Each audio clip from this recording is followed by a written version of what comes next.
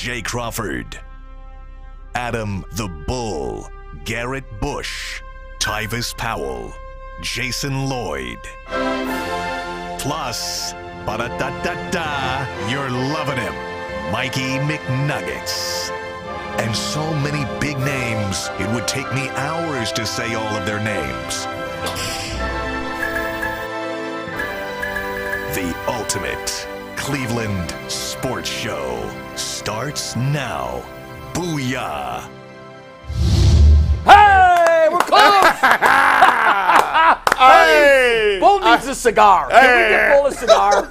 I am so proud. So I think what happened here was I took a lesson. G. Bush has been raising his fit game, particularly for Fridays, and there are leather chaps in the building. That's all I'm saying. Oh, I got that's all I'm saying. leather pants on right now. He's got leather pants. And Bull, which is very uncharacteristic for him. We're 5 minutes before the show, and Bull's not in the seat. Yeah. And I'm getting a little nervous, and then I hear a knock on the door. Hey. And he forgot his key card to get back in, so someone got up to let him in, and he comes in looking like he's an extra in a mob movie. Hey, this is the New Age Blues Brothers right I'm Dr. here. Vinny Boombatz. Say. These look like the Pimp Brothers. Jason, thanks for playing it straight. I mean, had I known, I could have. We did not get the memo. By the way, I went and bought this hat. That's a great look, Bull. Look at that. Look at that team. I mean, that's it. You're It's not all seeing about. us. We need a show for G and I, like a drama. Yeah. Where we're either cops or private investigators. I think you guys should be Or mobsters. partners, private investigators. Yeah. You're partners. Yeah. And just let the hilarity ensue. Yeah. Each week there's a new investigation. Right. And I think that would be a huge hit. Hey, by the way, don't worry, Channel 3. I got my regular glasses. I don't want to just, we don't be faint of heart. What is he wearing? By the So way, you're going to play it straight? I'm going to play it straight for the 12:30? 12:30. I got regular glasses. So These when are we big go to glasses. regular TV, G will play it straight. There you go. No, he'll still have the outfit. Just gonna I still change got an the outfit, glasses. but I'm getting rid of the hat, though. Y'all got to deal with that. By the way, I did not. I was like, last night I said to my wife, Hats I have got to to get a stay. hat.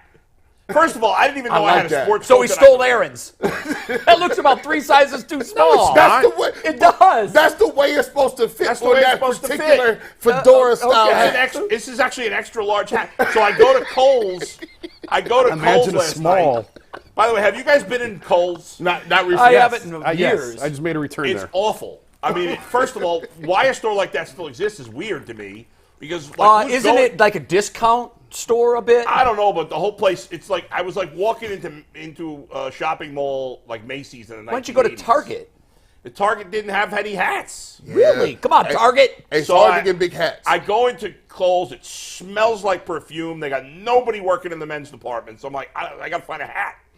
So I see this hat, and then a woman comes over. She's like, I'm checking out the hat. She's like, that black band really brings out the black in your beard. And I'm like, lady, you don't have to sell me here. I need a hat for tomorrow. She's really reaching. I appreciate it. That's like the women's clothing lady that says, that dress makes you look very thin. Yeah, yeah. Okay, I'll buy it. Bull, it looks like you have a 2x4 through the back of your I shoulder. know. It looks like. But you know what? I have to say, though, in all seriousness, Bull, that's your look. I like that. That is your look. I agree. It fits your New York persona. It looked like you the dude that come to see you when your bookie was like, you ain't paid in 2 weeks. Exactly. He's a You got to go see But Bull. I do think it should be a cigar, and not a long cigar. A very short, stubby stubby. cigar, Yeah. like with just a little bit left. Yeah. What would your yeah. mob name be? Adam the Bull. That is that's true. He has it. Like, There was already a Sammy the Bull. I'm kind of stealing from him. But I don't know. I got to work on my mob name. I think it's a great look. I really do. That's as good as Bull I has like ever it. looked I on like the show. I just think it really worked. Sopranos Now, music in the Bull background. had a great idea on the way in. Oh, he yeah, said, thank we you. missed the boat. Yeah, I should have said this The earlier in last the week. time the Browns played a playoff game with a packed house, because there were fans in Pittsburgh, but they were scattered. Yeah, it was very, very few. He said we should have all sent pictures in from when the Browns last played a playoff game in front of fans, which was 2002. Correct. Probably it was technically 2003. It was 2002 season. 2002 but yeah, season. So I think yeah. we all scurried Yeah. and got you a picture. And We the have best 4 one of is the 5. McNuggets. yeah, Oh my right. God, because he's a little We'll kid. do mine last then. So let's go through. Then we'll get a read. We'll start a shot. Yeah. topic for the McNuggets is show. fantastic. But, the first one's G. Bush. This is 2002. G. Bush. Steve, you can take tag board full here if you want. This is 22 G. Bush in the flesh, live. A little less dapper, but still an eloquent man, as always, with his brother. G, is that your brother? young. Yeah, I was young back then. I played DN at that time. Now, is that your brother? Yeah, my brother. He played offensive guard. So his brother's huge. Yeah. So we I was clean back in 02. So By that the was way, 2002 You look pretty G. much identical. I referenced the movie The Replacements the other day. Who's seen that? I've seen The Replacements, Okay. yeah. G. Bush and his brother there look like, remember the two offensive linemen? Yes, yeah. You know what? We need to get a separated at birth photo. Because you're right, they do. They got to do right. Yeah. So that was G. This is Jay in 2002. Jay? Yeah. Still an old man. I mean, still a regular age man. A lot more dark, a lot more. Lot of dark salad hair. there. Yeah, yeah. Lot of dark Lot less salad gray. there. Hey, Yeah. Listen, this is the great thing about Jay. He was still rich in this photo. Still rich right there. That was an that was ESPN Jay. rich, though. Listen. That's a different level of rich. I've been saving money for a very long time. I'm 58, I know. so I should have been there. Yeah, you'd be like, listen, man, if it wasn't for them damn kids. That's why I only had 2. You're right. I did the math forward. So that was Jay. We see Bull today. Let's see Bull back Bull was in winning the back early then. 2000s. He was winning. Where is that bull? This cat had 10 of them. Wait, who's holding the ciggy? That's Alicia. okay. I was Alicia going to say it Pecorino. better not be Bull if you got a very long arm. This Now, man- I'll admit I cheated a little bit. This is 2000, not 2002. That's even better. It's the closest I could find. This was right before I graduated college. I went to college a little later. Now, I let graduated. me ask you a question. Were Yeah. you the guy who had all female friends? It looks like that's what's going on. Yeah, here. I'm not going to lie. I never banged any of those girls.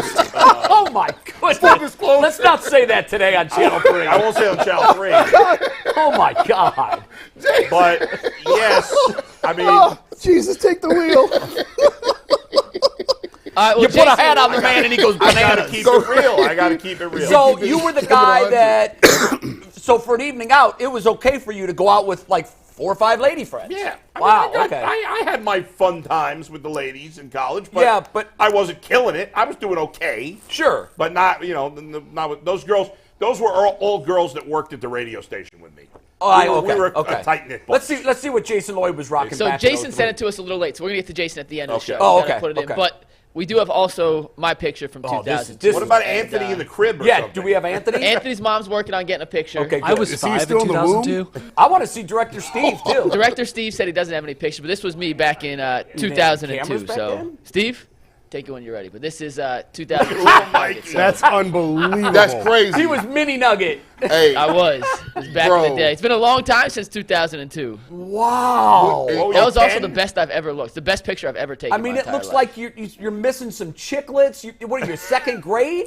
That was second grade picture. Yeah. Oh my God, you're a puppy. if somebody would have told me at that point in time, here's the picture of the guy that's going to be telling you what to do, the mind would have been blown. Here's his picture. He's 2 Yeah. years old. We was already in the club drinking and fornicating. We were doing that Well, stuff. Bull wasn't. No, I wasn't.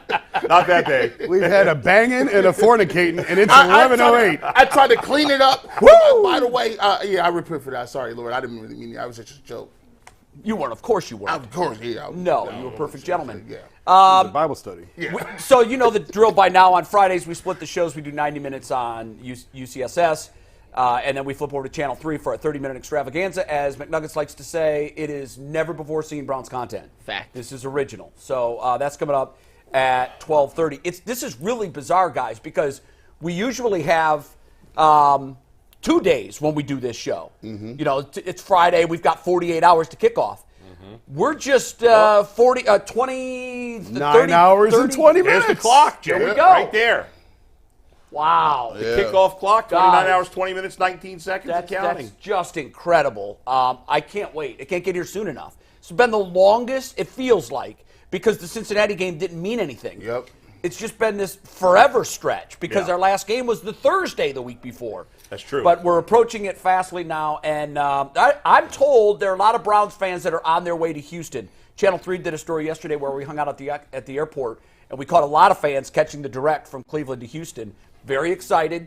So I think we're going to have a good representation And from what I've been able to gauge so far, excitement in Houston about this game is about a 7, where in Cleveland it's like a 9. I don't understand that. I don't either. It's bizarre to me. weird. But It's strange. okay, McNuggets. We'll hop way into better that in read. one sec, but first a quick word from FanDuel. The NFL season may have wrapped up, but the playoffs are getting ready to get underway, and the best time to get in on the action for playoff football is right now with FanDuel, America's #1 sportsbook. Right now, new customers get $150 in bonus bets guaranteed just by placing a $5 bet. That's $150 in bonus bets, win or lose. The app is easy to use, and there are so many different ways to bet, including live same-game parlays. You can find bets in the new Explorer tab. You can make a parlay in the Parlay Hub, which is the best way to find popular parlays, and much, much more. So visit FanDuel.com/UCSS to make your first bet a layup. FanDuel, an official partner of the NFL. Our winning ticket today comes from Akron Drede, who turned $10 into $392 yesterday on a Cavs net same-game parlay. Only had 3 parts. Bridges over 20 points, Mitchell over 30, Levert over 20. All 3 hit, 26, 45, and 21. And our guy Akron Drede turned $10 into $392.50. Ah, If boy. you have a winning ticket, Mitchell went nuts. send it our way. Mitchell at 45. 45 for 45 in Paris. This hot stretch continues. Yesterday, I wish you were here yesterday. We had John Fanta on before he had the call, and we were talking about what this team does now. And one of the things that he definitively ruled out, you probably will too, they are not in the market to move Mobley. He said he's definitely not a chip. He also said Jared Allen's getting 40-something more touches. 40 per more game. touches per game. Yeah. I didn't realize it was With that this high. new, I'm crazy. We looked at each other like that's got to be a mistake. Yeah. He's been That's playing well. that's nearly a touch a minute more Yeah. He's than been what he was playing getting. well. That tells me before his usage was just he was way underutilized. We'll talk Cavs when it's We need not to get the day before Denzel Ward a playoff bunch game, of touches, yeah. I'll tell you that. Yeah, Denzel Ward is going to be key. Well, we have good news Yeah. because Denzel Ward is. All signs now are pointing toward Denzel playing. We've been fooled in the past with him, where we sat here on Friday and said, looks like he's going to go, and then come Sunday, he's not out there. But I talked to Jimmy yesterday at length. He believes that he's going to go. The Browns are saying he's going to play. That's great news. I think it was a tweak that he felt. And Jimmy said shortly after it, he was, off to the side with other corners, sort of goofing around, and it wasn't like it was a major injury and they had to cart him in to run other tests. Rappaport also yesterday said that he's okay. He's a go. Yeah. All things considered here. Yeah. If on the scale of how you feel, 10 is I'm not even worried. This is a win. 1 is they're going to lose this game. Where are we right now? 29 hours to kick. Vinny? I'm sorry. You're just Vinny to me now. I'm at an 8.5.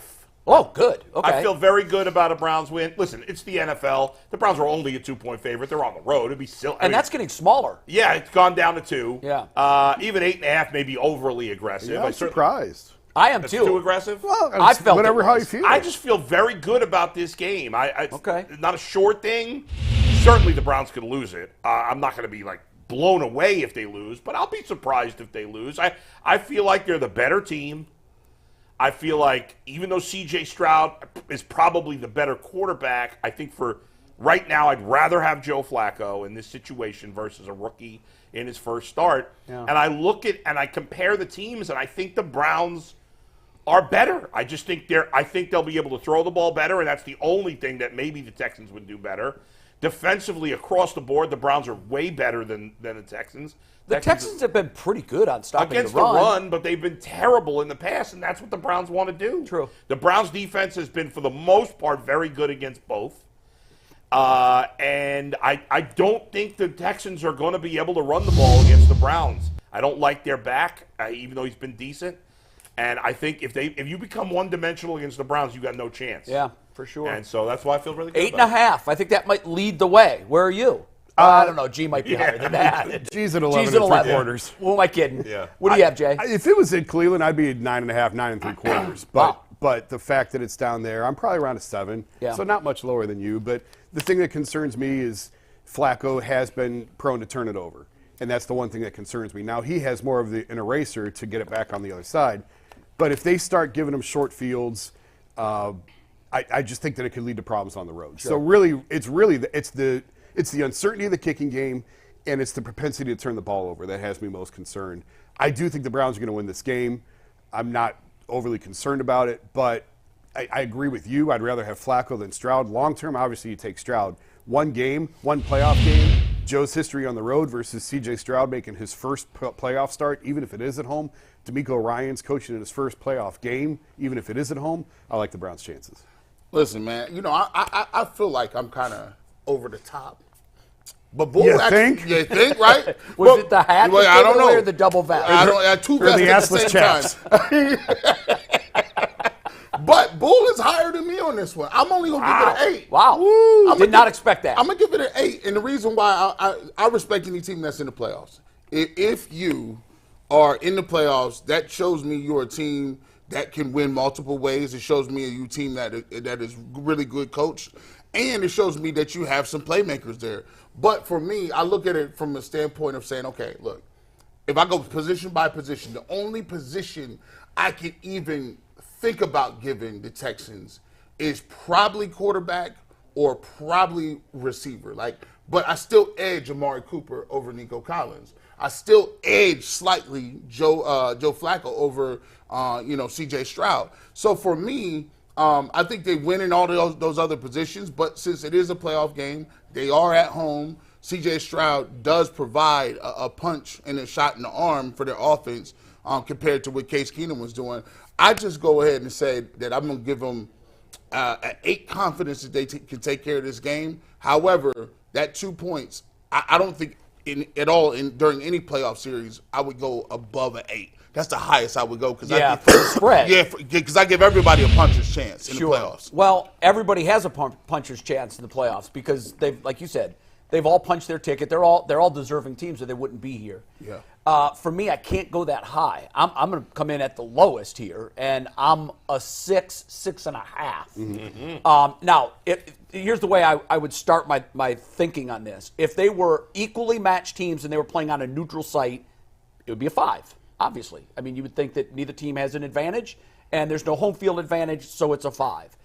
The game is in Houston, so that ticks them up just a little bit, and the fact that they've got a lot of their horses back that they didn't have when they lost in Houston. And for me, because of that, I think, talking to a lot of fans this week, I think the trap that the fans, I don't think the Browns are falling into this trap, but I think the fans are falling into this trap. We crushed them on Christmas Eve. Yeah, that's meaningless. We crushed them. That's a trap. Yeah, that is a trap because they were playing without their best offensive player and 2 of their best defensive players, and they are all back. And because of that, I just think it's going to be a little bit closer than most of us think. So for that reason, I'm at a 6. I feel comfortable that the Browns will win, but I can't go to a 7 or an 8 or an 8.5 because I think this is going to be a close, very close game that's decided by a drive late in the fourth quarter. Hope I'm wrong on that, but that's the way I see it. Well, it's a playoff game. You're probably not. Yeah. A lot of regular season games are that. Most of them are. Yeah. And I just think that because C.J. Stroud wasn't on the field the first time, that if you think about it, a lot of people said, well, he wasn't playing defense and the Browns still put up a lot of points. No, he wasn't. But because their offense was so one and done on the drives and they were so ineffective, that gave the Browns offense more time to operate and more opportunities to score points. I can see, I looked at the drive charts this year for the Texans because I wanted to see how are they scoring their touchdowns. Are they quick strike? They've had some quick strike touchdowns for sure, but they have done a very good job this year of getting the ball, keeping the ball, driving the length of the field, and punctuating that drive with a touchdown. If they do that, that keeps the ball away from the Browns offense, and just by definition, it's going to be a closer game because of that. If they do that, you're right. It will be a close game. And even though I'm very confident, I still have it as I have the Browns winning by 7. So it's not like I have a blowout in this game. But the Browns all year have been the hardest team to do that against. You're absolutely right. By far. That's our strength. Yes. And we haven't given up typically those long 80-yard, 7-minute drives that end in touchdowns. A lot of our touchdowns have come on short fields after turnovers. Right. So I do think the Browns are going to win. I'm not losing sleep for sure over it. But it's not like you said. In the playoffs, anybody can win. Nothing is a sure thing. And it wouldn't shock me if we're sitting here next week talking about what the Browns are going to do this offseason. I mean, I don't expect to be doing that. I don't want to have that conversation. But I know, it's depressing to think about. I don't expect that we'll be doing that. Yeah. But like you, I'm not going to be surprised if that's where we are. No. We're going to go into what we think the perfect game plan would be for the Browns tomorrow. But real quick, a word from Jace Medical. I know we come to sports to escape from some of the crazy realities of real life, but let's just take a minute to talk about preparing for real life. According to the FDA, pharmacies are running out of important antibiotics right in the middle of the worst flu season in over a decade. I can't imagine a more helpless feeling than someone I loved being sick while a supply chain issue kept them from their life-saving medication. Thankfully, we're okay because of Jace Medical. The Jace case is a pack of 5 different antibiotics to treat a long list of bacterial illnesses, including UTIs, respiratory infections, sinuses, among others. And this stuff could happen to any of us, guys. Visit jacemedical.com and complete your physician encounter. It'll be reviewed by a board-certified physician, and your medications will be dispensed by a licensed pharmacy at just a fraction of the regular cost. It's never been more important to prepare than today, so make sure you go to jacemedical.com and use offer code LOCKEDON to get $20 off your first order. Guys, if you're Kevin Stefanski, Andrew Berry, anyone in the front office, coaching staff of the Cleveland Browns, in your opinion, what is the perfect offense, defense, special teams? Run me through the whole gauntlet. The perfect game plan for the Browns to have tomorrow in order to knock out the Texans from the playoffs. Jay, you want to start? This is easy. What you want to do for this game plan, first and foremost, I'm kicking off. I want the ball in the second half. And then what we're going to do is we're going to get right to it. We're going to go out there. We'll kick the ball to them. Hopefully we can get them out to a 3-and-out, get the ball back, go down the field and score in a long, lengthy drive, mix it up between run and pass so they don't know what's coming. You up 7-0. Go get back and kick it to them. Now, we'll see if they're going to be patient. We don't necessarily have to go 3-and-out, but we're looking to either get a turnover or another punt, and we want to come down and get points. Preferably 7. But if we can't get 7, we'll go ahead and kick the field goal. Now, if it's a 40-yard field goal, I'm looking to kick that field goal because I want to see what the new kicker got. I want to gauge whether or not he's going to be a factor in the second half, and I'll gauge that upon whether he misses this or he doesn't. If he makes it and we can go up 10 points, now I think you put the ball back in their court, and now that clock starts to tick in your head. Is C.J. Stroud going to stay patient? Is he still going to take his checkdowns? Are they going to get away from the running game with Singletary? How patient are they going to be with D'Amico Ryans and trying to get back into this ball game? And if you could get them to be one-dimensional there, stop them again, hold these guys to no points, punt it back to you, now what you can do, you could go for the dagger. And a dagger doesn't necessarily mean that you're up 17. We'll take another field goal if we can get it. Now what it does is it puts them down 13-0, and now they start to take away that running game. They start to take away some of the methodical stuff. The game plan is to get these guys to get down early in the game, put it on them, and make them make plays. I want them to make plays in pressure time, behind the sticks, behind the clock, and behind the scoreboard. That's the way I think it'll work best for the Cleveland Browns. To me, that's hope, and hope's not a plan. You're saying let's score a touchdown. Well, every team wants to 3-and-out, score a touchdown, 3-and-out, score a touchdown. I attack this a different way. I looked at it as, like, how are you going to attack them on offense, and what is your plan going to be on defense? That's a great hope. I hope all that happens. Because obviously you get a team down on the road, you take the crowd out. So, yeah, I think it's a given. You want to get up early. I just took it a little more specific. Maybe I went overboard. On offense, I'm going to do similarly to what they did the first time. I'm going to try to isolate as much as I can Amari Cooper and get him the football. 265 yards first time around. The same defensive backs are going to be in this game that were in the game the last time. So because of that, you've got it's not like you hit a home run and a double off this pitcher. You went 4 for 4 with 4 home runs off this pitcher. Don't change a thing. Just keep your approach the same. Amari Cooper has got to be offensive weapon number 1. I'm also looking, and you said this yesterday, and I thought it was brilliant. If they decide that they're going to spend more time and attention on Amari Cooper, which why wouldn't they? I'm assuming in their lab that's what they're drawing up. My plan 1A is a heavy, heavy dose of David Njoku. Those are the 2 pass catchers that have really developed a chemistry with Joe Flacco. So I'm also looking for a lot of throws towards Njoku, maybe even the most targets he's received in the game this year. Because I do think that the Texans are going to make it priority 1 to not let Amari Cooper dance all over them. It's funny. I don't really think they're going to try to run it much because with Flacco, they haven't needed to. Now, I could be wrong. Maybe they are really trying to put together a package of run so they're two-dimensional. But they didn't need to be two-dimensional when they beat them the first time.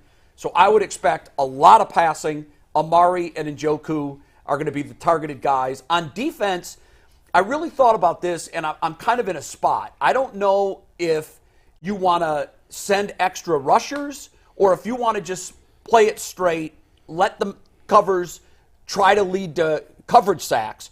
Because if we can call that split up for Stroud's numbers between pressure and clean pockets, you had mentioned yesterday that Cleve TA was said the first man coverage. No, specifically, and he's not good against man coverage. We know that. But the line I'm trying to draw here when I'm trying to figure out how to stop Stroud, clearly, I mean, I know that Cleve TA had some different numbers than what we're showing. But when we look at these numbers, I think he does just fine against pressure. Well, his PFF grade is the thing. Of course. It's the sixth biggest differential. Okay, now perhaps the reason for that is because his PFF grade in clean pockets is so damn high. Ridiculous, yeah. It's unbelievably high. I would like to see where his PFF grade ranks amongst all quarterbacks, not differential. The differential is explained because his PFF grade in clean pockets is absurdly high. So if you're Jim Schwartz, the last thing you want to do is let him stand back there and pick you apart with clean pockets because you can't win if your opposing quarterback's PFF grade's 92.4. You're likely going to lose that game. On the flip side, usually you think you pressure young quarterbacks, you pressure them into turnovers. That has not been the case with this guy. His MO this year is a lot of touchdowns to very few turnovers. In fact, and I looked into it, and it was slightly wrong the way Chris Rose presented it. I want to clean it up right now because when he said it, I said that has to be wrong. Chris was on earlier this week and said he's the third quarterback, joining just Joe Montana and Tom Brady, to do the following. Lead the league in passing yards per game, and also lead the league in touchdown to interception ratio. It is correct, but he leads in passing yards, not total. He leads in passing yards per game among qualified quarterbacks. There are 3 quarterbacks who have had a better passing yards per game among them, and at the top of that list is Joe Flacco. So it's a real quandary, guys, how you attack C.J. Stroud. He's been tremendous with a clean pocket, and he's been, in my view, above average with pressure. So blitz at your own risk, but I do think I would tend to lean more on the side of bringing pressure just because he's a young quarterback and this is a playoff game. Yeah, I'll take that risk. I'm bringing pressure. I'm down on pressure on the defensive side. I trust the corners to go man coverage on the outside. They've done it all year. Is that going to be your rule, or you're going to do it here and there strategically? Quite a bit. I would do it quite a bit. Okay. The Texans, to me, they don't have dynamic. I mean, Nico Collins is a fine receiver. But we're not talking elite-style playmakers on the outside. And Tank Dell, we talked about the first time. Tank Dell's a huge loss for them. So I think that the Browns are fine playing the way that they've played much of the year. Denzel, you've got this side of the field. Martin, you've got that side of the field. Let's go. Yeah. And cut Myles loose. Gee, I tend to agree with you. You said something earlier in the week about Myles got away from a little bit of the basketball stuff and a little bit of the, sending him in motion. Playing it more straight. And I think that they probably were giving away a little bit too much in instances that they don't need it. I think they're going to turn Myles loose here and say, go be you, big dog. Just go eat and go do what you want to do. Dribble between your legs. Yeah, whatever you want to do. Shoot some threes, dunk on them, whatever you want to do, big guy. You're going to see that playoff Myles Garrett. What about offensively? Offensively, you know, we talked about earlier in the year before Flacco was like jumbo style, heavy sets, screen passes, deep shots on third down. You can loosen that up a little bit more now because of what the propensity of what Joe's shown. Remember, the first play of the game against Houston the first time was a deep shot down the field to Amari. I'm with you. I think all week long, Houston's defensive team has had number 2 circled in the film room of you can't let that happen again. Right. This to me feels like a David Njoku find a soft spot in the zone and destroy him. I agree. And so I think it could be a big Njoku game. I don't think Amari's going to have a monster game just because I think Houston's going to pay so much attention to him. Play action, I think, is going to be huge on this. We've talked about it all year. Joe's so good at it. Kevin loves running it. I think that they will run it, but they're not going to set up. They're not going to run it first. I think they're going to throw it to set up the run. It's what they do all the time. Jason, you bring up a brilliant point.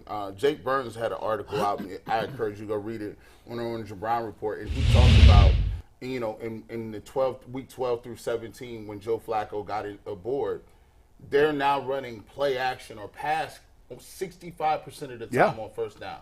And one of the reasons that the Browns' offense has been so good is because they're just running, they're going against tendency. Like, they're running, they can run play action any down.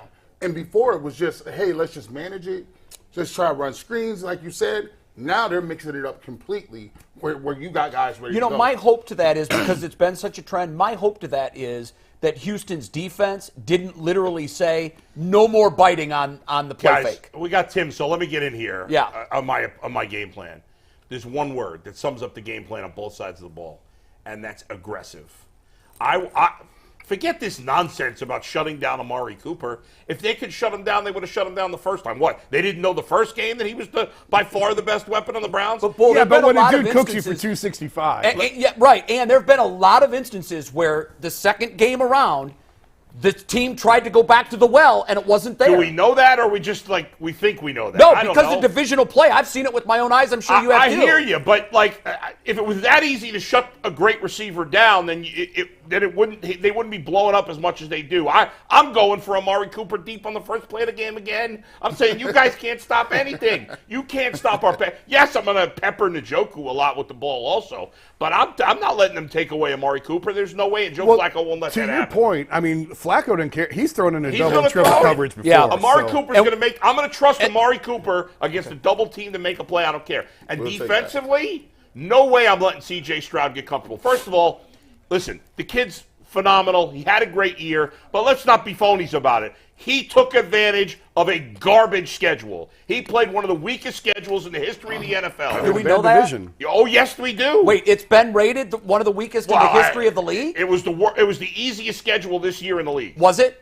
Yes. Yeah, that it was 32nd. Yeah. It was, yes. Oh, I haven't seen that. Mike, okay. you have that confirmed? That's an interesting stat. I have not seen that. In terms of the past defenses he played. No. I'm talking about, because they do rate schedules. You're right. But I have not seen that. If that's the case, please find that out. I have not seen that they played the 32nd best schedule. They, against past defenses, I don't know for sure if it's. No, I would talk about schedule. Opponent's record. Yeah. But he faced three good pass defenses, and he didn't play great in any of those games. I know one of them was his first game. I don't care. The Browns, forget this nonsense sitting back. Obviously, this changes a little if Denzel Ward didn't play, but if Denzel Ward's in there, Nico Collins doesn't catch a single ball. We shut him. I'm the assistant coach from Remember the Titans. Remember the white sounds dude? Like a hope and not a plan. The white coach who finally came around. He's like, I'm finally coming around. We don't let them get another yard. You hit them all night. And that's what you're going to do. Denzel Ward, Nico Collins, done. Here. I don't want nothing. The rest of their wide receivers, they're just Slappy Joes. I don't care about them. We shut them down, and I want JOK blitzing. I want my safeties blitzing. I am going to knock C.J. Stroud on his ass. They don't have a good offensive line. They got to sack him 5, 6, 7 times. You know what? Kick his ass and make him uncomfortable. It's a blowout, bull. Let's go. See, now here's the problem. Let's get it Not going. 6. To me, that sounds a lot like hope, and hope's not a plan. I hope all that stuff happens. We could ask someone who's played whether Let's hope talk, is a Tim. plan or Let's not. go, Tim. Let's welcome in our Hall of Famer in 1 sec, but a quick reminder that tomorrow WKYC has a full slate of pregame coverage for you. It starts at 2:30 with the pregame huddle. NBC's Football Night in America is at 3. The game kicks off at 4:30. We'll have 2 UCSS videos in the morning for you guys on the YouTube channel. Jason will be texting with members, so if you're not a member, become a member. And with that, let's welcome in the newest college football Hall of Famer, Tim Couch, our QB1. Congratulations. Tim, it was never buddy! Thank you, guys. I appreciate it, man. It's an unbelievable honor to be in the College Football Hall of Fame. Obviously, going in with an incredible group of players, with Randy Moss and Larry Fitzgerald and Julius Peppers and Warwick Dunn, and just completely honored to have my name mentioned with those guys and just blown away by it, honestly. If only you had those 2 receivers to throw to when you were playing for the Browns. Huh? And that running back too. Damn. Yeah, man. I had some great players at Kentucky. Craig Yeast was my main receiver. When he graduated, he was the leading receiver in the history of the SEC. Ended up getting drafted by the Cincinnati Bengals that year. I tried to get Cleveland to pick him. They said he was a little bit too small, but the guy was a great football player. The running back was Anthony White, who was a great dual threat back. We could line him up at wide receiver. He was great running routes and catching passes and that type of offense. So had some great players around me, a great coaching staff, and Hal Mumme. Mike Leach was my offensive coordinator. So just truly grateful and honored to be going in, and thankful for those teammates and coaches that I had an opportunity to play with. Yeah, well said. Very well said. How do you look at this game, Tim? Yeah, I think you guys are all over it. I think I love the matchup. I really do. I think Cleveland really matches up with these guys. Obviously, they put it on them pretty heavily a few weeks ago, and that was without C.J. Stroud, and it's going to be a little different, but I think you still have the same type of mentality. You get up in these receivers' faces. I think our DBs can lock these guys down. You put pressure on C.J. Stroud. You switch up the looks quite a bit on him. You don't just line up in man coverage. You show him man, play zone, show blitzes, drop into zone coverages, those kind of things to confuse a rookie quarterback. This is his first start in the playoffs, and that's a big deal. He had a great season, not taking anything away from him, but this is a completely different animal going to the playoffs. The intensity picks up. The decision making, every throw, every possession, every play is so critical in these playoff games, and it's up to the Browns to create some turnovers, confuse C.J. Stroud, never let him get comfortable in this game, get the hits on him, switch up the coverages and the blitzes, and just keep him guessing the entire game. Tim, to your point, rookie quarterbacks making their first NFL playoff start against quarterbacks that are not rookies win less than a third of the time. There's a reason for that, right? There's a new level of pressure, isn't there? Yeah, absolutely. You're talking about a guy like Flacco, who's probably, I don't know what the number is, he's probably started 15 or 20 playoff games 15, in his career. He's obviously, it's 15. Okay, yeah, he's won a Super Bowl. The guy's been through it. So this will not faze Joe Flacco whatsoever. This is just another game to him. He understands that there's a lot of emotions going into these type of games, and I think the biggest thing that you take into a game like this is once the emotions settle down and the game starts, you're just playing football, and it's about the little things. It's about execution. It's about technique. It's about the things that got you there, and the emotions really don't play into it. So a lot of the younger guys, it takes them a while to figure that out. But Joe's an experienced guy who's been in this league a long time, been in this situation many times over. So he's going to feel comfortable. This defense is going to feel really comfortable. They're going to do their thing. They're going to play man coverage. They're going to get after the quarterback. And hopefully Joe and Amari can have another game like they had a few weeks ago against this team. Tim, when you talk about the offense and you're a quarterback, how does it help you when you are breaking tendencies? A lot of what the Browns have done with Joe Flacco has been about breaking tendencies on first down, play action, and different things like that. And it just seems like when you can break tendencies, things start to open up a little bit because the defense is guessing a little bit. Can you speak to that? Yeah, I think that's exactly right. I think, guys spend so much time in the film room in preparation for these games and trying to get an understanding and a feel for what you're doing. And you show them one thing and make them think that you're giving them exactly what they want to see, and you do something different off of it, and they're just not prepared for it. So wrinkles off of, certain formations, and that you have a heavy tendency in run or pass, and just switching those up can really lead to some easy completions and some big throws and some chain movers, some first downs, those type of things. So it's very critical to self-evaluate throughout the season of we're really heavy in this formation with the run or the pass or the play action, and to really switch things up and have some little wrinkles off of that. Some bootlegs, some reverses, some whatever it is. Some shots down the field, and it keeps the defense guessing and it makes them question themselves of all the film study and preparation they've done all week of preparing for you and your formations and your shifts and motions and personnel groupings. It just keeps them on their heels a little bit. Tim, you mentioned Amari, and we were talking earlier about obviously he had a huge game against Houston the first time around and expect the defense to pay close attention to him. Joe throws it in double coverage. He's throwing it into triple coverage. As a quarterback, what makes a good throw into double coverage? When is a good time to do it, and when is not? Well, I think it's all about, it's situational. It depends on, where you're at in the game. Do you need to take a chance? What's the score? A lot of things factor into it. And then, it's each quarterback's a little different. You got guys like, Mahomes or, a Flacco or somebody who has a huge arm who can fit throws into tighter spaces than a lot of other quarterbacks can. So Joe's going to try things that other quarterbacks wouldn't attempt. He knows his game. He's been in this league a very long time. He knows the throws he can get away with and the ones he can't. And it's all about anticipation. If you're going to throw a ball into tight coverage where there's it's double coverage, but you can still fit it in there. It has to be, you have to throw the ball with anticipation, on time, with accuracy. And the ball has to be in a great location, those type of things. And Joe knows all those things. He's done it forever. So it's every quarterback's a little different. Each person's going to take some more chances than the next guy. But Joe knows his game. He's going to go out and do what he's been doing his whole career. Tim, the Browns, since Joe Flacco has taken over, have been extremely pass-heavy. They went from being a team that ran the ball 23rd or 8th most, I think it was, on first down, to being the team that throws the ball most often on first down. They were more balanced against the Jets, but overall, they've been lopsided passing. Should they stick with that because that's what's worked, or do they have to be more balanced to win in the playoffs?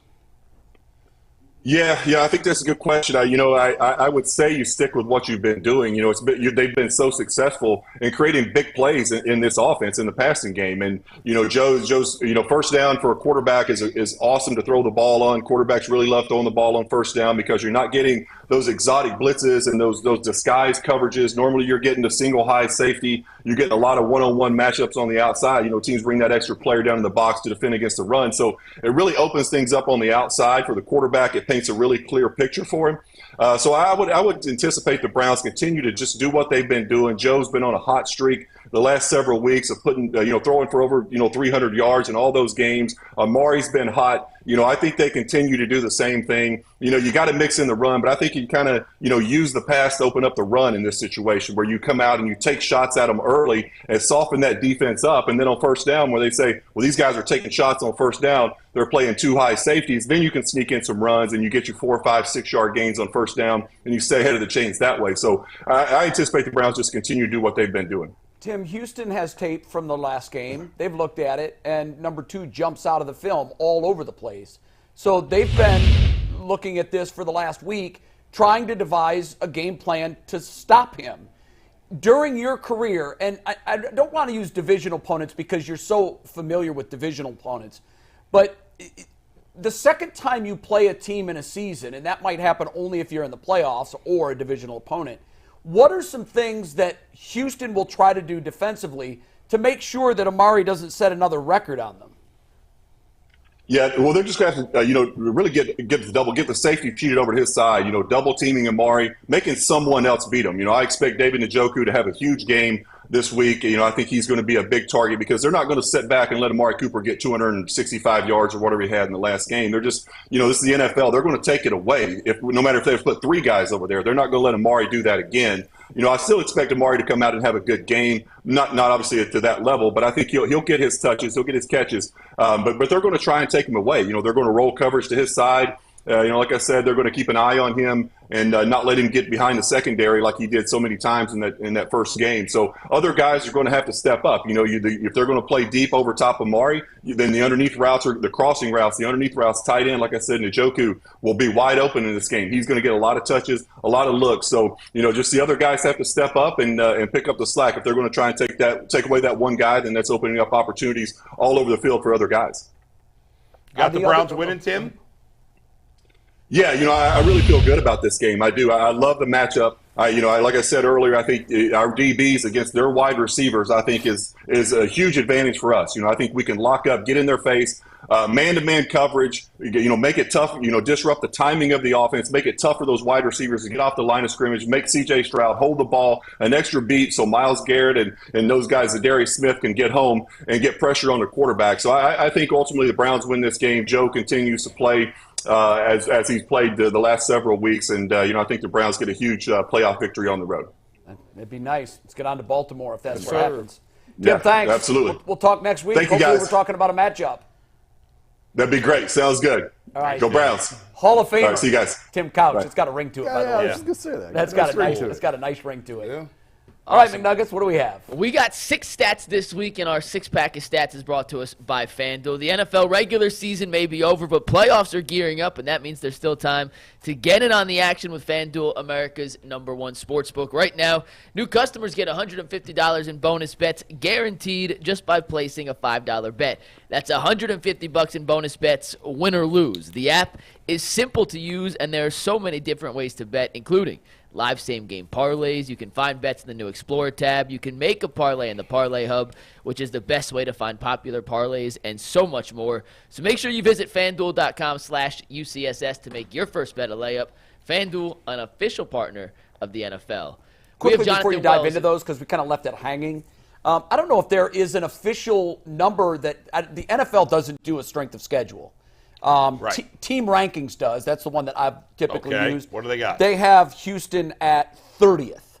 30, not 32. Yeah, not 32. And what's that based on? Which by the way, makes sense. Well, it's a too complicated formula to go into. It's based on, this is the most up-to-date one. This was like, now that we have all the data from the regular season. Okay. So this was not like looking at the season before it started and what the schedules might be. Yeah. This was all the aggregate data. All right, pumped 30, in. not 32. And by the way, that kind of makes sense if you think about it. Like, obviously, they have the Browns next year as the #1 most difficult schedule in the NFL. Why? Well, they play in the best division. Number 2 is Cincinnati. Number 3 is Pittsburgh. So when you look at worst strength of schedule for the season, you would expect that those teams would be from the worst division. And Right. I don't think the AFC South was the worst division. I mean, Second one. the No, not NFC, this year. NFC South was this year. yeah, the NFC South was worse. And by the way, Atlanta, New Orleans are But 32 they were and also 31. playing a fourth-place schedule from last year. That's correct. Yeah. That's correct. Okay. We have Jonathan Wells in 15 minutes, so we've got 6 stats. We're going to fly through these pretty quickly. But first, we got to start with the playoff Joe Flacco numbers. We've talked about him all week, but just to hammer home and emphasize how impressive he's been in his playoff career. He's 10-5 overall in the playoffs. He has 5 wins in the wild card round. That's the most ever. He's 6-0 in his first playoff game. He's never gone one and done in the playoffs. He has 7 road playoff wins, tied with Tom Brady for the most ever. If he beats Houston this week, it will be Mr. Flacco at #1. Tom Brady moves to #2. And here's my favorite Joe Flacco playoff start.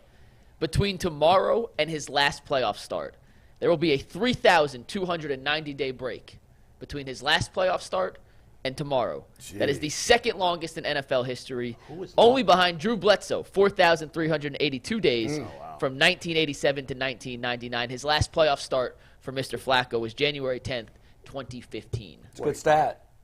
Bledsoe, 87 to 99. That has to be that doesn't 97. make sense. Maybe Yeah, no, it wasn't that long. Bledsoe for was Bledsoe. in 87. Bledsoe wasn't even in the league in 87. No. Maybe I'll double check No, that, he but I was- know it's yeah. the second longest. 97. Yeah, it had to be 97. Yeah, but that wouldn't It's a be. good stat. You screwed that part up. It's a little weird that you're calling him Mr. Flacco. Mr. Flacco, he's earned my respect. I know. The utmost respect. Have you guys for seen the Flacco. Tim Misny billboard? Yes. Yes. We did a story on it yesterday Flacco at makes 5 him pay. o'clock on Channel 3. He had a sweatshirt that he had made. It's one of one. It said Flacco fans since 2023. I thought it was great. Mr. Really, Flacco. really well done. Mr. Flacco. Okay, second. Let's start with the highs and lows of Joe, though, in this offense. So since he's taken over for the Browns are averaging 5.8 yards per play. Now, before that, they were averaging 5.1 with Deshaun Watson, 4.2 with PJ, and 3.5 Wow. with DTR. So their play, we talk about it, looks more explosive. They've been more efficient. In the most simplest term, they average almost an entire yard more per play with Flacco than they had with any quarterback previously. But here's the stat with Flacco that translates to this game specifically tomorrow. On the season, Cleveland finished the year with the 29th third down offense in football. They only converted 31.6 of their third down conversions. Now with Flacco, you would think they'd be better, but they were only slightly better, 33.8%. That would have ranked 28th. So one spot better with Flacco than they were in totality with Flacco, Deshaun, PJ, DTR, and that includes Jeff Driscoll. Houston, on the other hand, has the 5th-ranked third down defense. They only allow conversions on 35.7% of third downs. When they matched up in the first matchup, despite the fact that Cleveland destroyed Houston, they're only 6 for 6 on third down. They did go for it on a couple fourth downs because obviously Dustin Hopkins and Corey Bjorquez got hurt. But how the Browns do on third down, which has not been great this season against how Houston defends third down, another key matchup to watch come Saturday. I think the thing that jumps out to me at that is I'm surprised how low that percentage is with Joe Flacco. Yeah. Now, maybe the sample size is small because I can think of a lot of drives where they never got to third down. So maybe they had fewer third down opportunities, but still their conversion rate is much lower than I would have expected. That was a first and surprise second down, stat. too. Yeah. Okay. Moving on to C.J. Stroud. Some of these we have talked about, but once again, just want to reemphasize. So the difference between Stroud and Case Keenum, and this is why we can talk about anything we want, but the difference in that Week 16 matchup first tomorrow is night and day. With Stroud, the Texans averaged 5.6 yards per play, just 0.2 yards lower than what Flacco averaged. In 155 plays without Stroud this year, they averaged 3.9. Wow. That was dead last in the NFL. So almost 2 yards different per play when Stroud's under center versus Case Keenum, Davis Mills, anyone else. This season, Stroud, since the Super Bowl era, averaged 8.2 yards per attempt. That's the third highest for any rookie. The only two higher, Ben Roethlisberger and Deshaun Watson. Shout out to Sean. On the flip side, he had a 1% interception rate, the second lowest of any rookie in the quarterback era. So he pushes the ball downfield, doesn't turn the ball over. Beyond impressive what he's done. On the flip side, here's where it helps the Browns. We've talked about this a little bit. According to ESPN's QBR against zone coverage this year, number 1 rated quarterback in terms of QBR against zone coverage, 73.9. However, he's only 27th against man coverage. That drops down to 38.8. And the Browns, as we know, run cover 1, man 1, whatever you want to call it, 39% of the time, which is the third most in the NFL. Denzel Ward's their best man cover corner. We'll see if he plays. It's trending in the right direction. And as Bull mentioned earlier, this is from Cleve TA, who, if you don't follow Cleve TA on Twitter, you should. Guy's a genius. But first-time playoff quarterbacks versus non-first-time playoff quarterbacks since 2002 are 17-36 straight up. Stroud's weaknesses is when he gets pressured.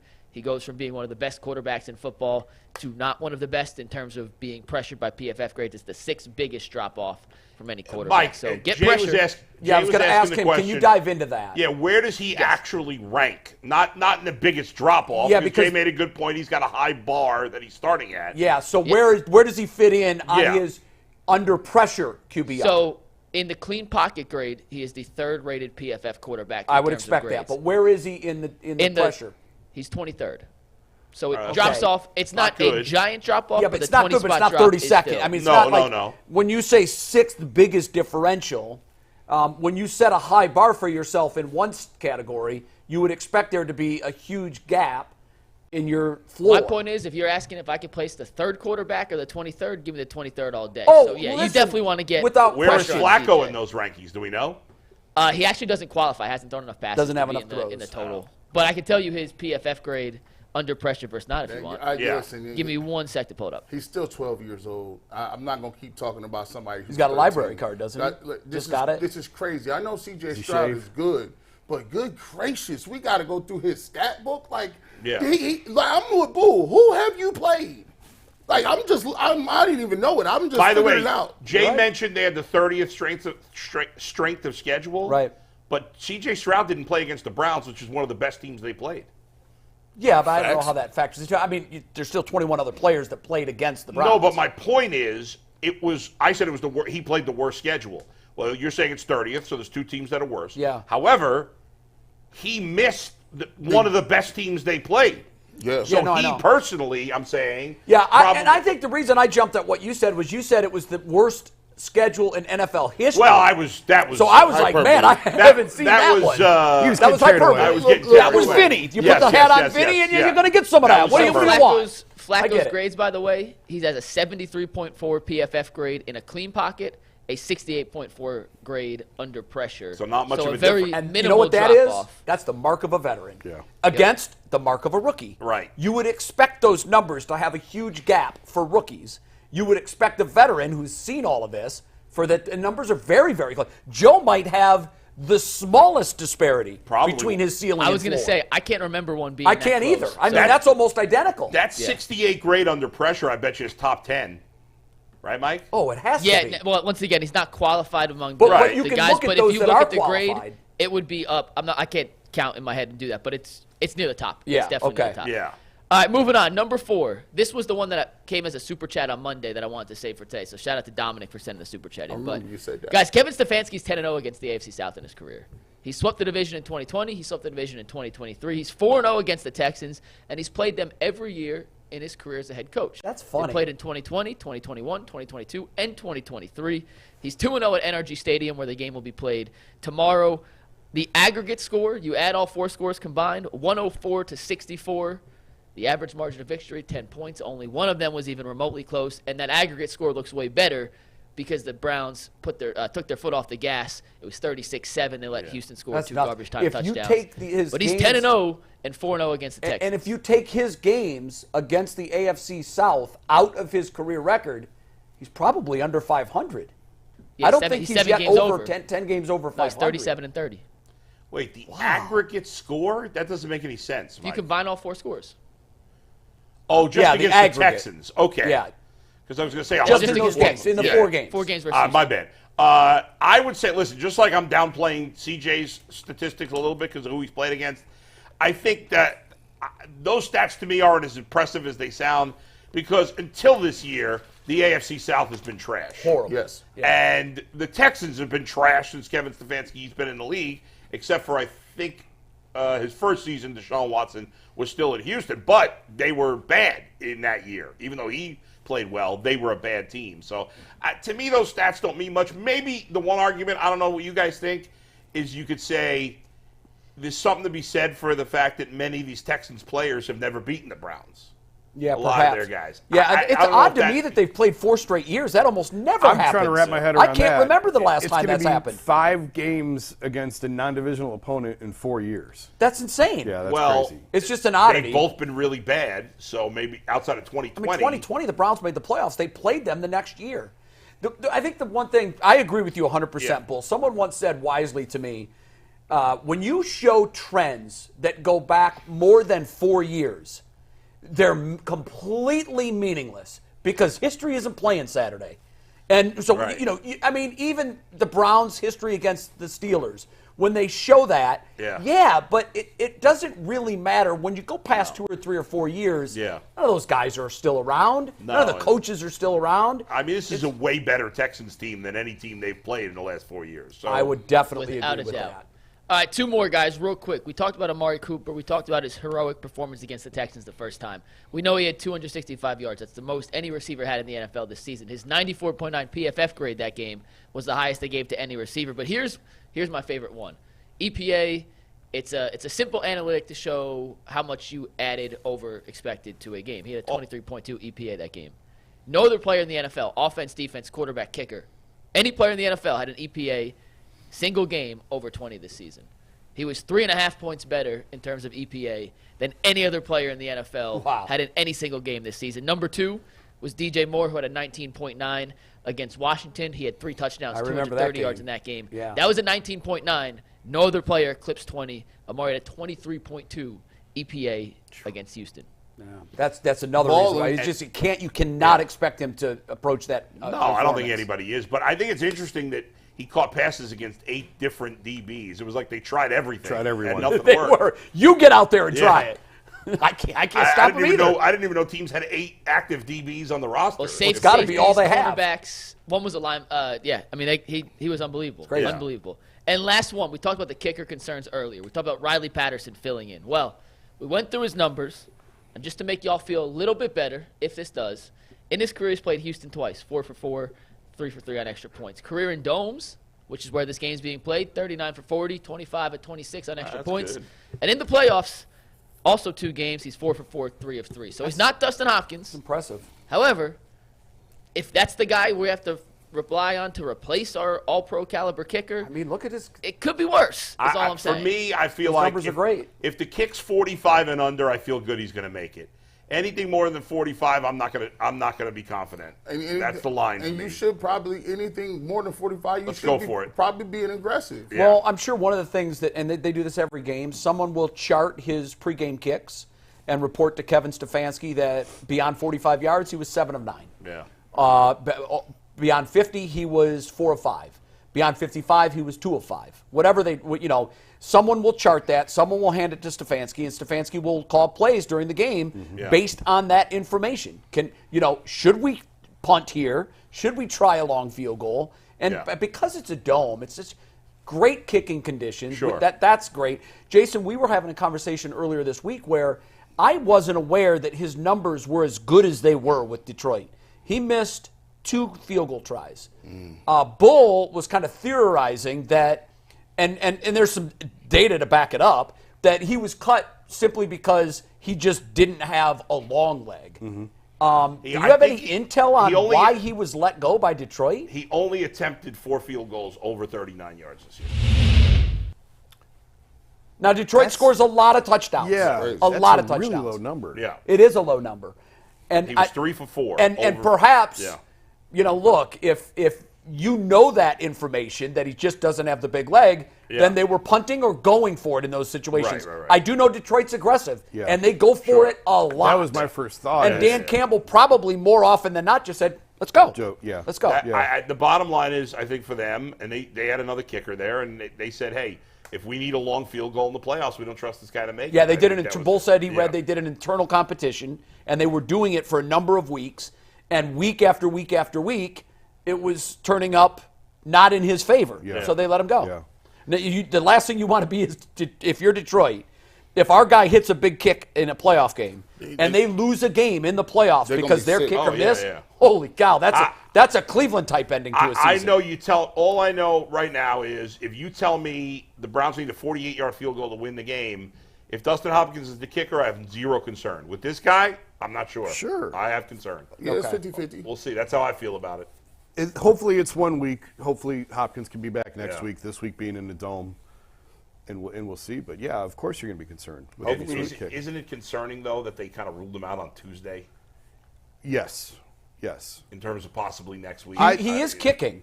Yeah, I tend to think that maybe there's a chance next week. Okay. Jimmy said the same thing. Jimmy said that obviously the chances improved just because of the time, but he said the same thing. He thought that if it does go another week, that he'll be out there. I think Delpit and Hopkins. He said the same for Delpit. Yeah, you're playing in a cold weather city next week, no matter what happens. Yes. There's the only warm weather or a dome team that could still be in the playoffs with the Browns is Miami, and the Browns can't play Miami next week. And when you're talking cold, or can play Miami, but the Kansas City game this weekend.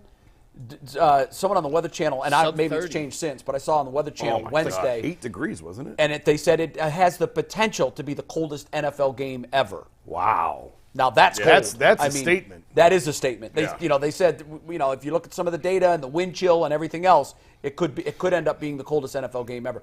I heard -40 wind chill factors for areas today. It's going to be crazy because you got that game, and then the Pittsburgh at Buffalo game is supposed to be a blizzard.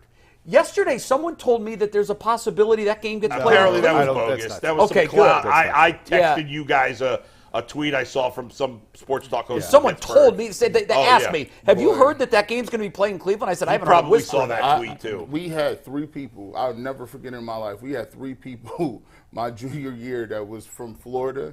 They just quit. We was going to the turf field, and it was like sleet and raining and snowing, and it was like maybe 10 degrees. Like quit the team? Just turn their scholarships in. Like, here, take this back. I'm going to UCF. We tried to get them like, yo, bro, you got to talk to your peoples. They said, nah, I ain't talking to moms. I'm on the first flight back to Florida. Wow. 3 people. That tops my when I was. I know we're gonna have Jonathan on in a minute. I covered Jonathan at Ohio State. He probably doesn't remember this. Yeah. I covered those teams. And Santonio Holmes, when the receiver was from Florida, he said, "Bro, I looked up in the dorm. I saw snow. I went back to bed." Well, speaking of our next guest, Jonathan Wells, we're going to bring him in 1 second. 12:30. As you guys know, we hop over from YouTube to WKYC for 30 minutes of never-seen-before content.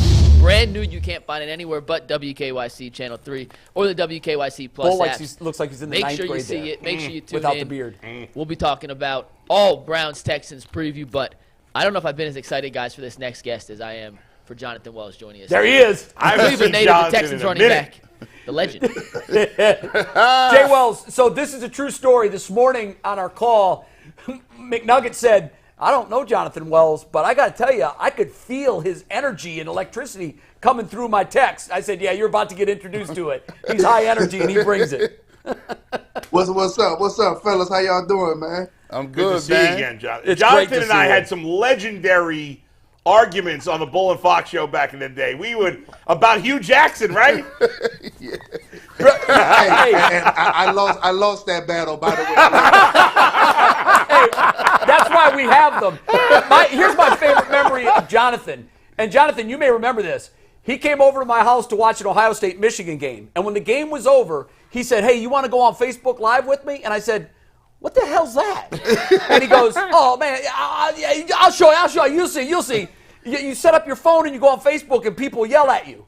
And I'm like, that was literally the first time I had ever done anything streaming. So we put his phone up, and within seconds, the comments were going, I couldn't even read them. They were going so fast, we couldn't see them. And Jonathan and I sat there and we talked about the Ohio State-Michigan game for about a half an hour on your Facebook Live account. And he does them I still watch him. he does it poolside now, though. Yeah, I know he does. Oh, Jonathan's quality of life has greatly improved. Yeah. All right, my man. Now, you texted me earlier this week when I asked you to come on. Texans, exclamation point. Tell us why you think they're going to win. Well, first of all, man, y'all know I'm an honorary Brown, so salute to you guys, man. I'm glad everything is going well up there in Cleveland for y'all. I don't know, man. I just think this home field advantage, and I think the C.J. Stroud kid is just special, man. You know, obviously he didn't play in the first game. I think that's going to make a huge difference. I think now that we're going to be used to seeing the speed from Amari Cooper, I think that game that we played them is actually going to work out in our favor. And you guys resting these guys last week. I think we're going to be able to steal this one from you guys. Wow. How do you see it playing out? Low scoring, close? I think it's going to be low scoring. I got to give respect to the Browns defense. They've been amazing all year long. Obviously, when you have Myles Garrett, anything can happen with that guy rushing off the edge. So, you know, it's going to really just determine, you know, Coach Slowick, the offensive coordinator, how he moves the pocket. We definitely can't just depend on C.J. sitting back there. We got to continuously move the pocket, be creative with our play calling like we have been.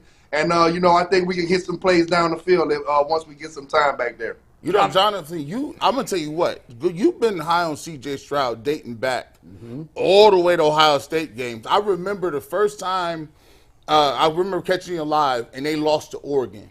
And I remember you reading these guys the riot act talk about, listen, he a young dude. We going to ride with him. He going to get better. And then you see what he put together going through Ohio State and now with the Texans. What did you, obviously, you know, you've probably spoken to him. What did you see in him way back then that made you so high on him? Because a lot of people didn't see this coming in the pros. A lot of people didn't see that. Well, nobody saw it coming in the pros. Well, here's what I saw. The kid has always been crazy accurate. He's always been able to make any single throw from anywhere on the football field, dating back from the first time we saw him at Ohio State. So I knew just give him a little bit of time to work with Ryan Day, with the staff, and he would be a great player. They're talking about the Oregon loss. I'm like, dude, he almost threw for 500 yards. What do you want him to do? Y'all looking at the wrong thing. The defense is the problem. C.J. Stroud has never been the problem. When we lost to Michigan, C.J. Stroud was not the problem. Like, it was the defense yet again. So people just didn't see it. But I was really, really convinced after that Georgia game. When I saw what he was able to do against the SEC defense, I came on radio here the next day at the game in Houston, and said C.J. Stroud is the guy for the Houston Texans, and I've been standing on it ever since. Wow. Jonathan, I'm curious. Nico Collins, his first 2 years in the league, he was fine. He was okay, but he didn't put up any numbers. But this year, obviously, and especially, you know, and he's been, Tank Dell was great before he got hurt, but he's been fantastic. Is it just that he has C.J. Stroud, or has his game as an individual gotten a lot better this year too? I love Nico. Nico's been here. This is his third year. Nico he works extremely hard. I know that he's getting a lot of tutelage from my guy Andre Johnson as well, and I just think it was his time. Obviously, having a quarterback like C.J. Stroud has elevated this whole franchise. I mean, everybody is playing out of their mind. The first month of the season, we were down 3 to 4 offensive linemen. We were taking guys off the streets, just throwing them in there, and the kid continued to get better. But Nico has stepped his game up. Noah Brown has stepped his game up. All of this is because of C.J. Stroud, make no doubt about it. This kid has ignited this franchise with positive energy, and it's just flowing throughout the building and throughout the team. Go ahead. Are fans even excited about this game in Houston? We were talking before the show that it just feels like there's no buzz down there. Nah. Listen, you're going to see tomorrow when it's time to turn it up. We're going to have that NRG rocking. We're going to get it popping. You know, they still like kind of on the fence because they've been so down and, you know, they let them up. So they ready to buy in, but I think this win right here actually get him to all the way come back in. You know, Dameon Pierce was the starting running back last year. He had a decent season. He was the starting running back in the beginning of this year. Their running game's been a lot different, Jonathan. You would know better than anybody else since Singletary's become the guy. And Singletary was kind of disappointing in Buffalo, but he's been good. I mean, he's played his best football since becoming the Texans back. What's been the difference to you between those two guys? Well, DP, like I said, he was coming off an injury last year. It took him a little bit of time to get into his rhythm early into the season. He got hurt. And once again, you know, this league, man, you get hurt, somebody gets in there, gets into a rhythm, That's it. You know, and you got to give Singletary, you got to take your hat off to Singletary because he got his opportunity and he stepped up and he's been making huge plays for us. And I think just the difference is he may just be a little bit more patient than Dameon. Dameon is a violent runner like myself. He's always looking for the contact. He's looking to create the contact. Singletary is more subtle. He's more has more holes in the hole, moves in the hole, and he's been able to do what he needs to do to help us get some winning football out of the run game up here. So, but we need both of those guys. I think we'll need both of them tomorrow. Jonathan, we talked earlier this week about what part of the storylines for this game would Deshaun Watson fit into, just because. Obviously, he's not playing. We know that. But these franchises are forever connected because of the trade. I'm wondering what the average Texans fan view is of Deshaun Watson now and how they judge the trade that brought them 3 first-round draft picks and, let's be honest, put them in this football game. I'll speak for the city of Houston. I don't think there's anybody in the city of Houston that has mentioned Deshaun Watson this year.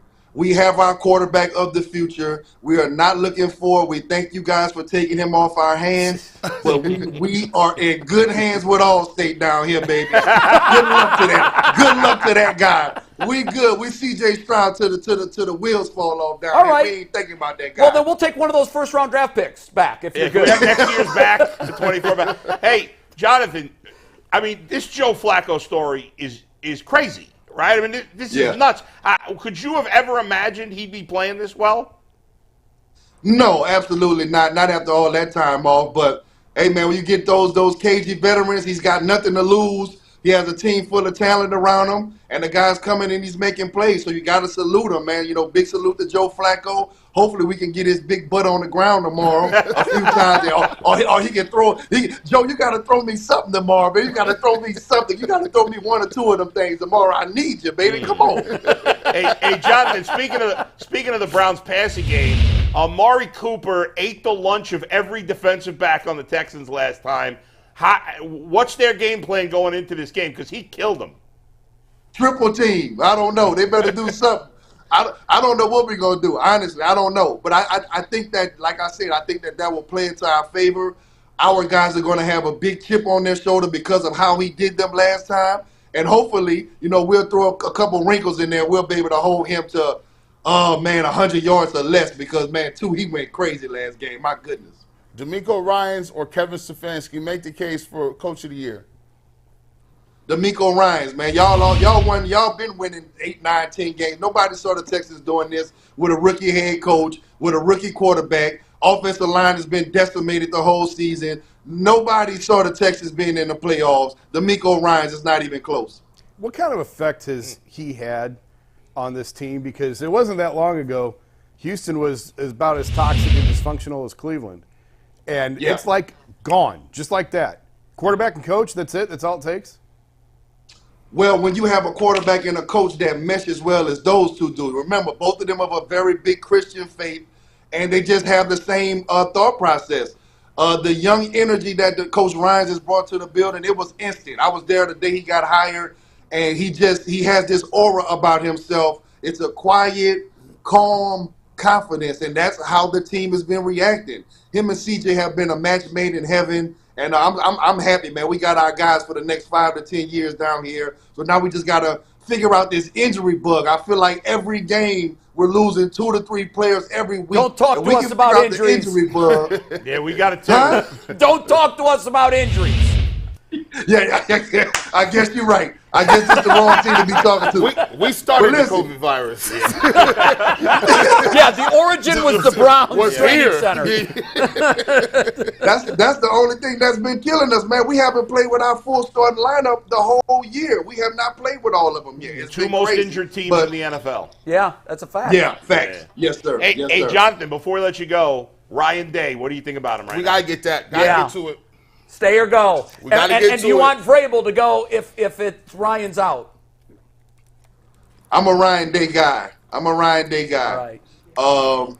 I think Ryan Day has done what he needed to do. He had to fix the defense. When he had those explosive quarterbacks, when he had those offenses scoring 35, 40, 50 points a game, we didn't have a defense. Jim knows, to his credit, since he's been here, he's brought our defense back inside of the top 10 in most statistics. I think we're going in the right direction. We just don't have big enough bodies on the D-line, which is why we're wearing down in the fourth quarter, and Michigan has been able to push us around in the fourth quarter. Other than that, it's been really even. I like Ryan Day. I'm not ready to fire him, but we got to beat Michigan, so we need to figure that out ASAP. But I like Ryan Day. All right. Great stuff. Good to see you, Jonathan. Jonathan's right on a lot of things long-term picking out. Yeah. Great to see you, my friend. Man, great to see you I guys, man. see you working out, big dog. I still be watching, man. You be in this Namaste yoga game on. Shout out to you. Hey, and our condolences in advance on the loss tomorrow. Yeah, we Listen, shout out to the dog pound, but you know it's H down to the casket drop. Let's go.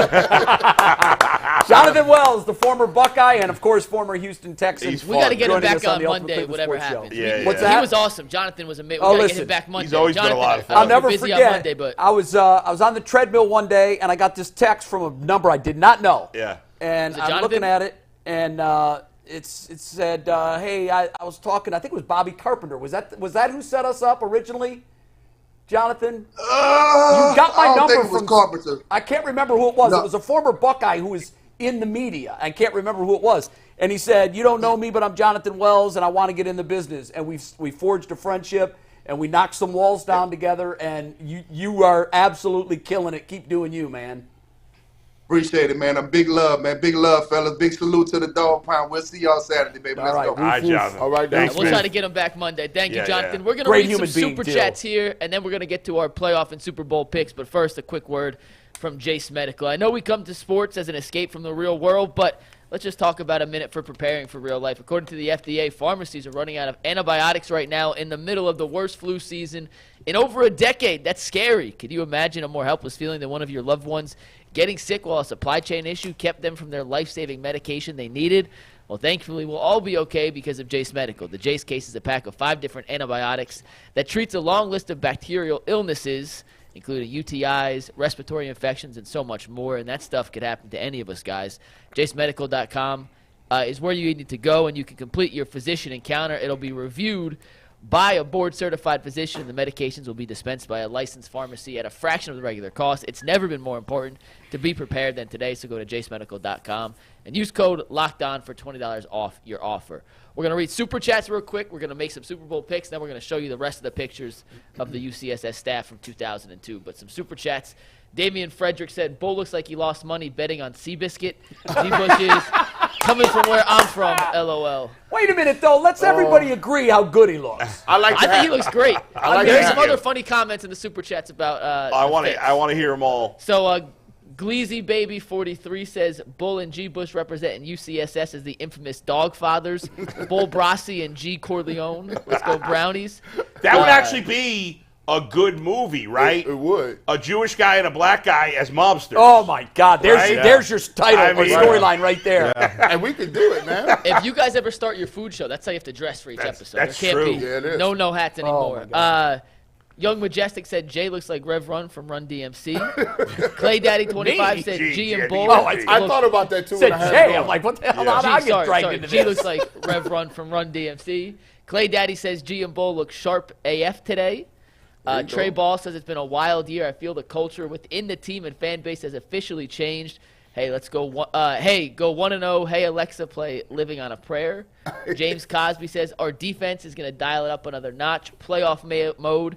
Go Browns. Roberto El Presidente said welcome to G. Bush and Bowles Speakeasy, now #drink. Yeah. Trizzy T said, I'm calling OBZ big game against his former team. And Daryl says UCSS is lit today. Browns win 31-17. In Flacco we trust. Make sure to tune into the WKYC show. Cleveland, let's go. Shout out to Daryl. He's right. If you're Look not, at Daryl giving make us sure you a tune Channel in. 3 plug. Yeah. Hey, His Daryl- brother Daryl's works the at homie. Channel 3 in all honesty. Yeah. here. The OG homie. So Yeah. shout out to Daryl. Guys, let's make some Super Bowl picks. We got 6 minutes to go around the horn. Bowl, you'll start. The last 2 minutes, Yeah. we'll see Jason, Anthony, and Director Steve from I 2000. hate this because I didn't pick the Browns. I really want the Browns to win the Super Bowl, and hopefully I'll change my mind. And I hope I'm wrong, but I've actually got the Bills. I think the Bills. They're a very dangerous team right now. I think Josh Allen, like Joe Flacco, there's too many turnovers, but when he's not turning the ball over, I mean, he's probably the best quarterback in football right now. The guy's magnificent, and he does it on the ground and through the air. He's asked to do so much for that team. I don't trust the Ravens in the playoffs. I have in my mind, I have the Browns losing to the Bills in the AFC Championship game. I think if we got there, I'd probably pick the Browns to win. But today, I'm picking the Bills, and I'd be so shocked if anybody but the Niners comes out of the NFC. I'm shocked how similar you and I are. Oh boy. I know. It really is amazing. As much as we go at it, Yeah. on the big stuff, we tend to be G's right in up line. next. G. Bush. Well, listen, I know who he's got. Don't even worry about it, man. Browns Like- versus Browns. Man, Browns. Browns versus win by the 100. Browns. Yeah, listen, you know what it. You already know what it is, man. I did know what Kool-Aid, it was. where's my? Show my flag. It's back there. Everybody knows what time it is. The Browns gonna win this thing. And you know what? My whole football knowledge said, you know what? The Bills do look good, and the Ravens are. They only lost 3 games, but that don't matter on Kool-Aid. On Kool-Aid, I can Doesn't lift matter. weights. On Kool-Aid, I'm the most attractive man in the world. And on Kool-Aid, the Browns are the best team in the universe. You got Flacco. I think he's about to get hot. And his defense is really going to turn into, like the old 2000 Ravens. I see 2000 Ravens. You thought Ray Lewis was special? Myles Garrett, he might get 10 sacks in the playoffs alone. Damn. The Browns. The Browns. The Browns. 478-3. What? If Mike Ditka fought Superman, how does it go down? Well, Joe what's crazy- Flacco. That's how it goes Joe down. Flacco wins. What's crazy is before Christmas, we called Jason the Grinch of UCSS. And I still think that's pretty applicable. But, Jason, your turn to pick. If you two think alike, G and I think alike. What? But I No. haven't flipped. I absolutely, look at that. positively believe the Browns are going to the Super Bowl this year. I believe it. I do. That's crazy. They have everything they need to go to the They Super got Bowl. everything. They've got a defense that gets off the field on 3rd down and creates turnovers. They got a quarterback who can make every throw. They have everything they need to go to the Super Bowl. I think they're going to the Super Bowl. I They do. certainly could. I do. Now, if I come need here a standing Monday, 8 count right now. if I come in here Monday I was- with a loss, I'm going to be really pissed. Hey, no, I'm telling you, I'm calling off right now. I was I'm not not going to be here. expecting I'm you going to to have make the something Browns up. I got to tell you, I need a standing 8 count. I- I have not heard anything on this show, in the history of this show, that has surprised me more. Then me picking the Browns to go to the Super Bowl? Yes. That was a shocker. Listen, the way Flacco is You playing. know why? He sits right next to that Kool-Aid. It's permeating his back. Osmosis. It's taking over. It's not me sucking up or anything like that. I God, could care less about that. I totally, absolutely, It's not positively- crazy. No, it's not. I just said I got them losing a tough game to the Joe- Bills in the AFC Championship Joe game. Flacco is on the type of heater. It's that possible. That's right. It's I feel the unbelievable. same way about Flacco and Allen. Like, And I feel like they're both. But in fact, I think But I just I- wrote it today. Yeah. Josh Allen looks like Johnny Unitas on one play and Johnny Manziel on the next. Yeah, It's unbelievable. like, yeah. well, And I've said that forever. and I just can't trust that. And I understand more but times than not he Flacco's delivers. mini. But Flacco's interceptions haven't been, oh my God. No, I what know, was you're right. that? Yeah, one of It's them been- was. Most of them have been he's pulling it out Look and how many shaking big it. plays Yeah. this guy has made. Well, that's it. Yeah. And so one was tipped. Yeah, One I a mean- receiver gave up on the route. So a lot of them have been they've been aggressive interceptions, but they haven't. I mean, Josh Allen makes throws that behind his nobody back. should make. Yeah, I know. I know. And Joe's not making those types of turnovers. Yeah. I wish the Browns could run it a little bit more effectively. Granted, But if I look at that team on paper, they have everything they need to go to the When they Super said Bowl. Wyatt Teller was messing around off, outside of the huddle, and Joe Flacco tells him, "Hey, you may get your ass in the huddle," and Wyatt's like, "Okay, let me go over here." It shows me this dude is the leader. He's not just an outsider. Oh, now. it's his team They now. believe Yeah. in this it's, dude. It's very much his team. I got to tell you, a strange calm just came over me. A very strange. It's one thing. Did you catch the spirit, my brother? I think I don't know. I'm not that far. I'm not changing my pick. But it's one thing I knew G. Bush was going to pick the Browns. I would have been disappointed if he didn't. Not in a million years did I see the grizzled, the soulless, Dead inside. Right. dead inside Jason Lloyd Yeah. getting swept up in this Hollywood story. Yeah. I do feel like we are in chapter 3 or 4 of a Hollywood tale with an unbelievable ending. However, we've been caught up in tidal wave like that before that felt like it was going to that conclusion despite all odds, and the wave crashed. Yep. And I'm afraid that's where we are now. I'm certainly not saying this ends this week. It could.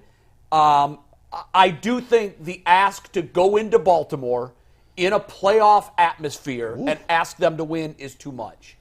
I've got San Francisco, and I did not have to think about it, in the NFC. And I've got the Bills coming out of the AFC. And unlike Bull, I have the Niners over the Bills in the Super Bowl because of a couple of bad decisions by Josh Allen. Yeah. We have the same Super Bowl. You have the same Super That's Bowl. funny. We both And have that was different- not planned. Yeah, at all. We That was both have not different planned. results. You're right. Real Mike. quick update. The Browns have elevated John Kelly and Riley Patterson from the practice squad. Pierre Strong out. Yeah, that's It's listed as questionable, but if they elevated Riley Yeah, he's gonna Kelly, be he's out. probably Yeah. not playing. Yeah. All right, we started the show with some pictures from 2002, the last time the Browns won a playoff game in front of fans. We have the rest of the cast. Here's Jason in 2002. What you can't see in this picture is he's checking out Jim Tressel's butt. Yeah, so this was a cartoon. This was a Right. picture turned into a cartoon. Real quick, 2002 Ohio State-Michigan game. I'm an Ohio State beat writer. I'm on the sideline for the last couple minutes. Jim's play sheet was in his back pocket, and so I was staring at it, and they got this picture of me staring at Jim Tressel's ass. Oh, So, Nice job. you like we the don't little know, shell we can't necklace? confirm. See, His I definite like play that. card There was you in the go. back I like pocket. Let's see the next one. Ant, who's up next? Our 2002 series continues with Anthony. Here's little Anthony Cantaspelli at 5 years old, a little soccer pup. He's in 3rd grade. And last but not least, director Steve. I can't even begin to imagine what this. Oh my goodness gracious! That he is just killed somebody. creepy, Steve. What That's is a the serial neck- killer. Steve, what's the necklace? That's Mardi Gras beats. He just saw a pair of Dude, people. that looks like the Mardi start- Gras beads next to a Christmas tree. That looks like a picture of New a Year's cult Eve. leader right there. No, he looks like Yeah, an that's unsub. terrifying. I wish I didn't see that. We'll see you on WKYC in 3 minutes. Yeah, purple Kool-Aid there. Oh my goodness! There's bodies in the basement. Damn.